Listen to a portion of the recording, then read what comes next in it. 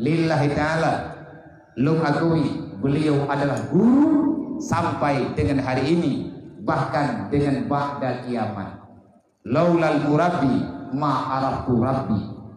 Kita selaku murid tidak ada yang bisa kita andalkan apapun, walaupun gedanya uronyo mampu bahi kata pedro deka mampu kajeut ala kadar kata doa lah hikret tepu, tetapi benda tepu andai kata gure-gurenya, andai kata uriang yang god-god akainya hana hadir dalam udip gedanya, walaupun gedanya kan saudara, walaupun gedanya kan ahli waris, tetapi dipilih gedanya untuk nepegah apa, neajari apa yang bisa mereka ajari.